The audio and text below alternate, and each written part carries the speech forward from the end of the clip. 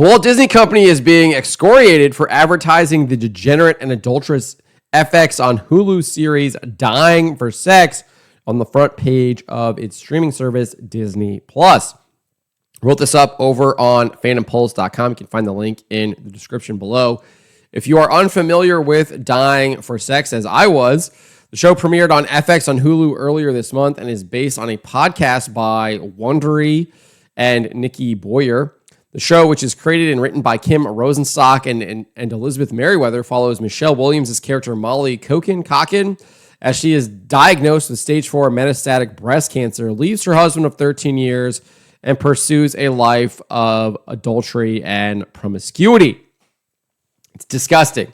The show was recently advertised on the front of Disney Plus with Michelle Williams in a hospital gown in a state of undress. You can see that right here. Libs of TikTok wrote, received from multiple sources, Disney is reportedly advertising a series called Dying for Sex on the front page of their streaming service.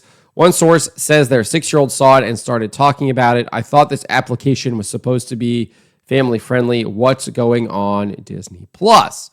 Numerous parents and other individuals replied in horror and with condemnation for Disney, as they rightfully should. Aaron Yoder wrote, I can confirm this is appalling. Kids were in the room, tried to scroll fast, but no doubt it was seen. Another wrote, my kids use Disney Plus almost exclusively. This is outrageous. And you can see that it does not look like this was a targeted ad for people who might be interested in this type of content. As you can see, all the recommended for you is literally the Johnny Depp Pirates of the Caribbean movies there. Little Daddy Novak wrote, my 6-year-old son with autism kept opening it. I had to remove the app from his tablet. I need to mess with parental controls. Shouldn't even have to mess with parental controls for this because this show never should have been made and obviously never should have been advertised.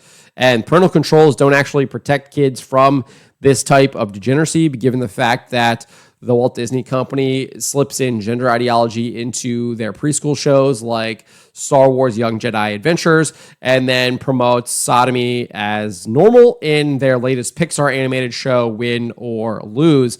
And those will obviously be under the junior parental control, which is their most restrictive, and that is still in there. So parental controls are basically a moot argument given the fact that it doesn't actually help protect children from this degeneracy. Dozer74 says, yeah, I'm getting tired of this crap. Disney Plus, keep the front page stuff kid-friendly.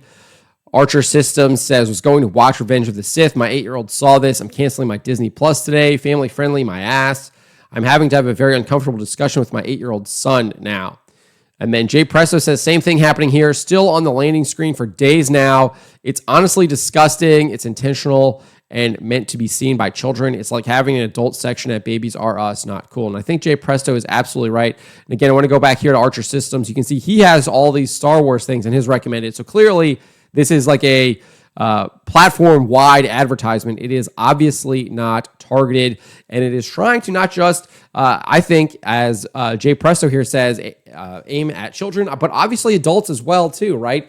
Because they want to corrupt the minds of adults and the minds of parents, so then obviously parents would be totally fine letting their children watch this degenerate crap with them, potentially. I mean, you have these lunatics that are writing books about how kids should be brought into the bedroom and stuff like this. It's absolutely sick. I mean, these people are depraved, and it's all part of kind of this similar agenda. And the propaganda isn't just in the show, right?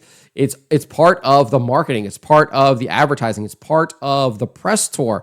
We saw this most clearly with Rachel Zegler, right? She's not only creating a garbage Disney movie in Snow White, but she is humiliating and destroying and trying to destroy the story of Snow White through her interviews in the media and talking about what Snow White really is about after the, 2022, 2023, D23, where she's going on spouting off about how the original animated is weird, and all this other stuff, right? The press part of it is, that is part of the propaganda. It's not just the 8 episodes or whatever in the TV show. It's the press leading up to it. It's the marketing. It's the advertising.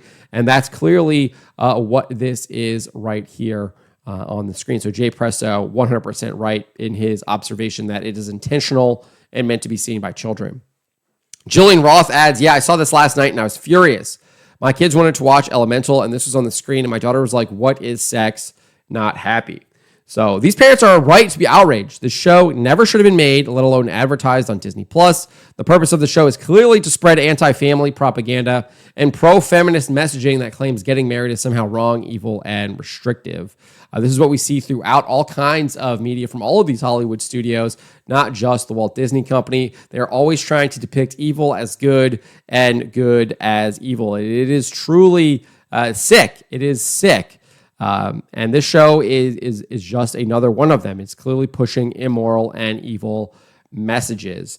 And I wanted to bring this up here. This is from Pope Paul VI. He talks about how it is the duty and responsibility of filmmakers, of actors, of anyone involved in this production, as well as the people like myself who are maybe promoting it, critiquing it, etc.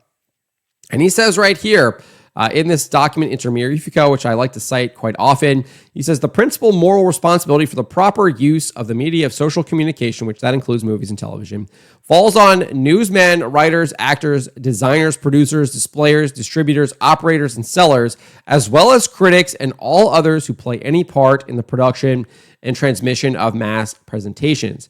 It is quite evident what gravely important responsibilities they have in the present day when they are in a position to lead the human race to good or to evil by informing or arousing mankind. And this show is clearly leading people to evil. Anyone involved in this show needs to do some deep thinking about what they are doing. And they are clearly promoting evil, and it's absolutely wrong and should be condemned. And Pope Paul VI goes on and says, thus, they must adjust their economic, political, or artistic and technical aspects so as never to oppose the common good. For the purpose of better achieving this goal, they are commended, or they are to be commended when they join professional associations, which, even under a code, if necessary, of sound moral practice, oblige their members to show respect for morality and the duties and tasks of their craft. Now, obviously, the show is not doing that. They have forsaken their duty. And what does Pope Paul VI recommend as a solution when this might happen? Well, he says the government should get involved. He says the same public authority which legitimately concerns itself with the health of the citizenry is obliged, through the promulgation and careful enforcement of laws, to exercise a fitting and careful watch lest grave damage befall public morals and the welfare of society through the base use of these media. Such vigilance in no wise restricts the freedom of individuals or groups, especially where there is a lack of adequate precaution on the part of those who are professionally engaged in using these media. Special care should be taken to safeguard young people from printed matter and performances which may be harmful at their age. So the government should be getting involved in stuff like this when you have films that are clearly leading to leading to grave damage to public morals, which the show clearly is doing. Now, that's not to say you can't show things that are evil. Obviously, if you just look at the gospel from this past Sunday, if you're a Catholic, you heard this being read and preached on. It's when the Pharisees bring the woman who is caught in adultery to Jesus and basically try to entrap him to either condemn her or basically show that he's like usurping the authority of Rome if he refuses to follow the law, etc. But what does Jesus do? He turns it on them and says, "Ye who is without sin, cast the first stone." And then he begins writing in the dirt. All of the Pharisees decide to slowly slip away until it is just Jesus and the woman left. Jesus looks up and asks the woman where everyone is gone, and she says it's basically just me and you now. And Jesus says, well, I will not condemn you either, even though he could have, because he obviously was without sin, but he extends her mercy. He shows her forgiveness. And then what does he tell her? He says, go and sin no more. So obviously it has a depiction of adultery as being wrong and evil.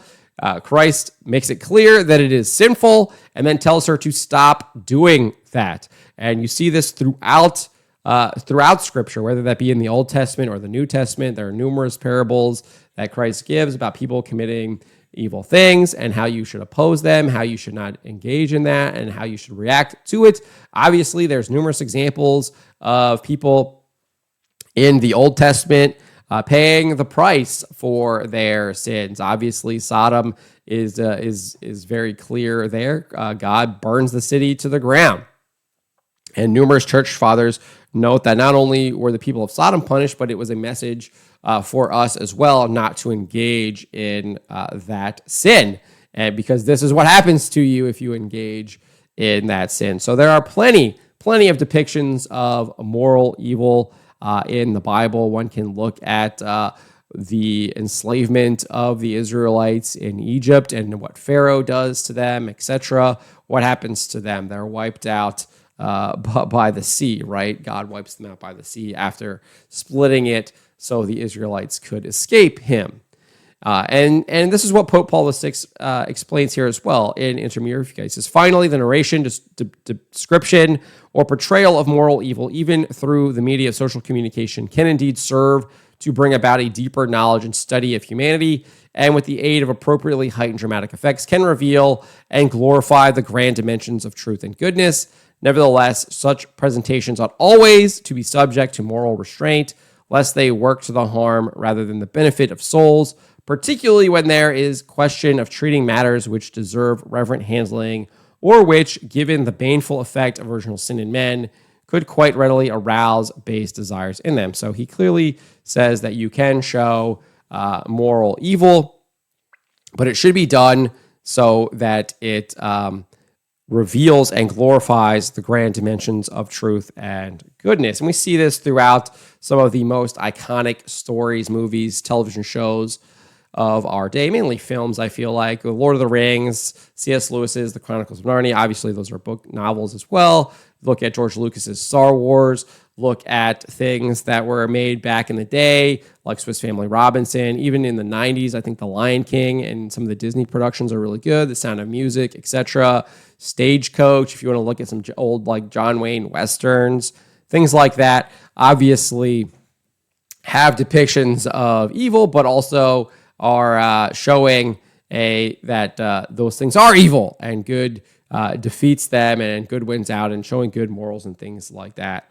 And then you can even like have like tragedies and things like that as well. I think that's my main criticism with George R. R. Martin's Game of Thrones. He has all of this depravity and degeneracy, and the way that the HBO ended it, there is no real consequences for these people's depravity and degeneracy. And furthermore, one of their greatest sins, right, is lack of unity. And so I think that the way that show should have ended is with the Night King basically eliminating everyone because they refused to realize what they needed to do. And none of them decided to unify to fight against that great evil. Instead, they continued to commit all kinds of vile sins, and they should have been punished for that. So there's obviously things like that where you can have that, and you think of what like Oedipus, I think it's Oedipus flying too close to the sun. Like, so those are obviously even traditions before Christ in those stories, because those are truths that we can reason out, and obviously the Greeks were able to do that. So you can even find things like that there as well. I think it's Oedipus is the one who flies too close to the sun. I think that's the one. Anyways, but so you can have these depictions of evil. So if this show was actually having this woman kind of living this lifestyle, if at the end she goes through all of this pain and suffering that this lifestyle brings on, and she realizes, man, this stuff is really wrong, this is bad, I shouldn't have been doing this, then I think there is something to that.